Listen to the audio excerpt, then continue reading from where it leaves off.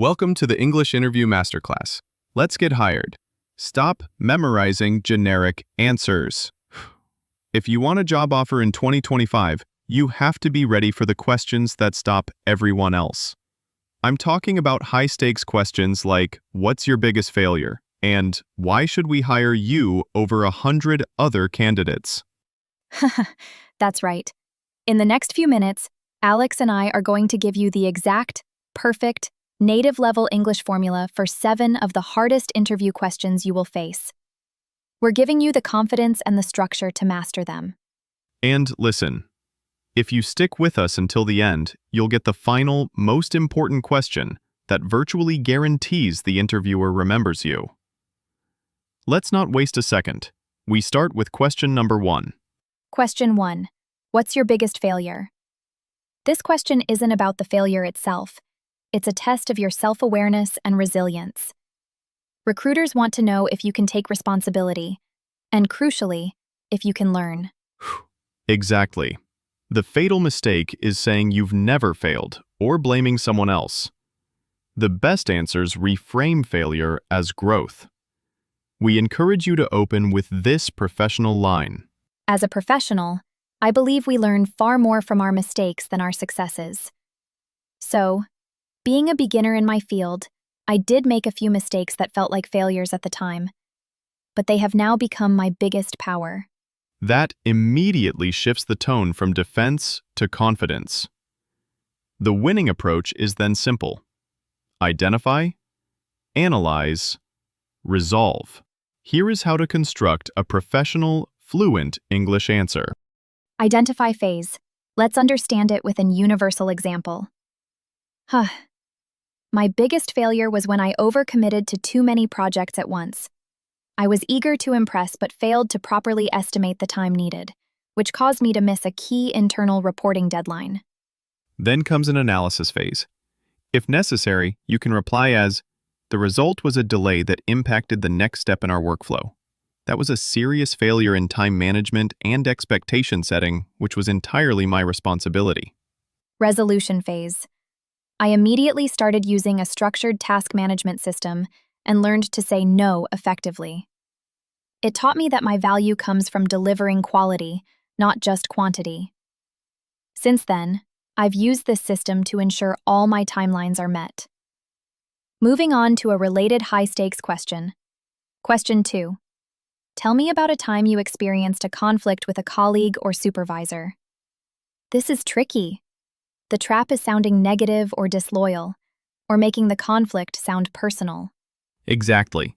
They are testing your emotional intelligence and your ability to focus on the problem, not the person.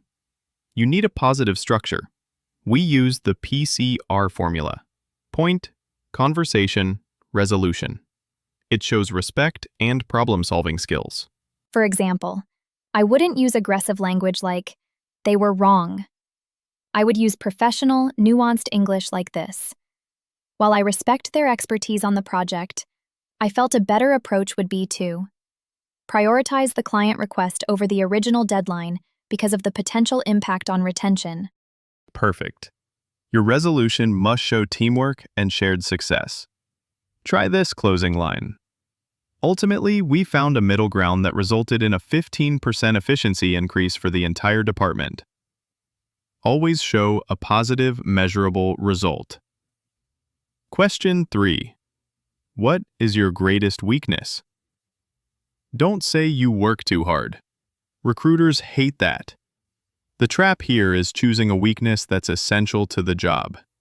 So instead of a skill, choose a process weakness that you are actively fixing. Our 3-part formula is identify, action, impact. Here is your high-level formula. Start with honesty, like this. I tend to be overly focused on the details, which can sometimes slow down my initial output. Then, show the fix. Use this phrase. To combat this, I've started using a new project management app and delegating certain checks. This has improved my speed significantly. Question 4. Why should we hire you over 100 other candidates? This is pure confidence. You can't just say, I'm the best. The formula is uniqueness plus value plus proof. Your English needs to convey specific value, not just general praise. Then, show the fix. Use this phrase.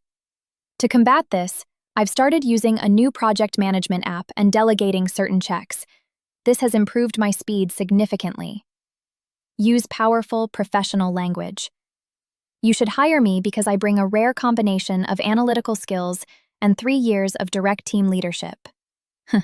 This blend allows me to not just identify problems, but also lead the team to implement the solution. Question 5. Where do you see yourself in 5 years? They aren't asking for your life plan. The trap is mentioning another company or a non-relevant goal. They want to know you will stay and grow with them. Our formula: commitment plus alignment plus growth. Your script must show commitment to the company's path. In 5 years, I aim to be an integral contributor to the company name team, specifically by moving into a senior analyst role and mentoring new hires. Use this phrase to show alignment. I want to be where my long-term goals align perfectly with the expansion and values of this organization. Great work! That's 5 tough questions mastered. Before we tackle the last 2, if these answers and formulas are helpful, hit the like button right now. We're speeding up. Question 6 is where most people panic. Get ready. We've made it to the final stretch. Question 6. How do you handle pressure or tight deadlines? They are testing if you panic or if you plan. The trap is complaining about stress. You need to show that pressure makes you focus, not break.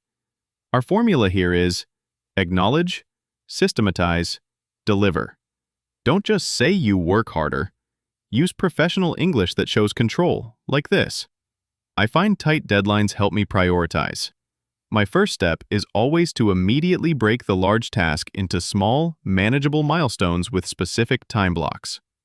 Then, show a positive result. Try this. This systematic approach removes the emotional stress and keeps me focused on action.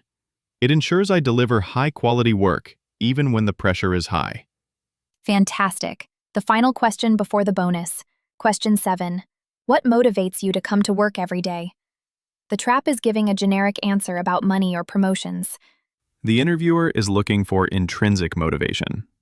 They want to know that your personal drive aligns with the company's mission. Your formula is purpose, challenge, contribution. Frame your motivation around learning and impact.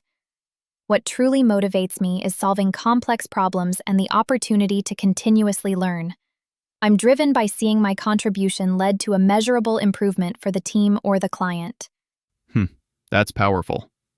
You can reinforce this by referencing the job itself. The chance to work on challenging projects like those mentioned in this job title role is what inspires me to give my best effort every single day.